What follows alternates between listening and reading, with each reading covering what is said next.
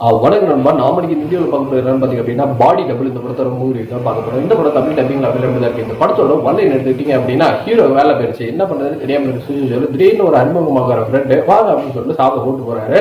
So அந்த வீடை பார்த்ததோ இது மாதிரி நான் மட்டும் தான் இருக்கிறேன், பெருசாக நானும் யூஸ் பண்ணுறது கிடையாது அப்படின்னு சொல்கிறதுனால சரி இந்த வீட்டில் இப்போதைக்கு வந்துட்டு நான் தங்கிக்கிறேன் அப்படின்னு கேட்குறாரு. சரி நீ இருந்துக்கப்பா அப்படின்றாரு.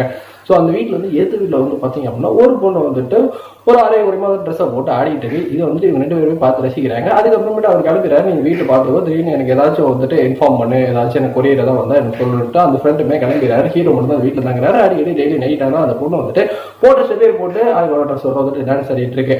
ஒரு கட்டத்துக்கு மேலே வந்துட்டு அந்த பொண்ணை இவர் ஃபாலோ பண்ண ஆரம்பிக்கிறாரு. அப்போ வந்துட்டு இவர் பார்த்தா அப்படின்னா வேற ஒருத்தர் அந்த பொண்ணை ஃபாலோ பண்ணிட்டு இருக்காங்க. அதுவே ஹேண்ட் பேக்லாம் எடுத்துட்டு ஓடுறான்.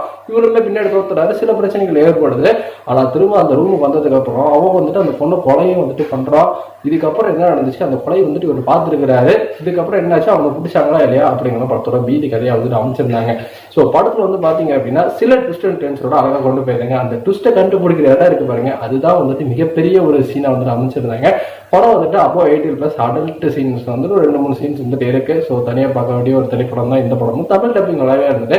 படத்துல வந்துட்டு அந்த வீட்டுக்குள்ளே இருந்து பார்க்கறது, அதுக்கப்புறம் நடக்கக்கூடிய நிகழ்வுகள் ஒரு ஃபர்ஸ்ட் ஒரு 1 hour கிட்ட போரிங்காக தான் போச்சு. லாஸ்ட் ½ hour எதனால இது நடந்தது, எப்படி இதெல்லாம் ஆச்சு, எதனால வந்துட்டு ஹீரோ சிக்க வச்சிருக்காங்க, ஹீரோ எப்படி இதுல இருந்து வெளியே வர போறாரு, அந்த கண்டுபிடிச்ச விஷயம் அப்படிங்கிறத ரொம்ப அழகாக வந்துட்டு எடுத்திருந்தாங்க. என்ன பொறுத்த வரைக்கும் ஒரு ஒட்டை பாய்ச்சல் மூவியாக இருக்கு. நீங்க படம் பார்த்தீங்கன்னா உங்களுக்கு எப்படி பேசுங்க நம்மளோட கமெண்ட்ஸ் தெரிவித்துருக்கு. நன்றி.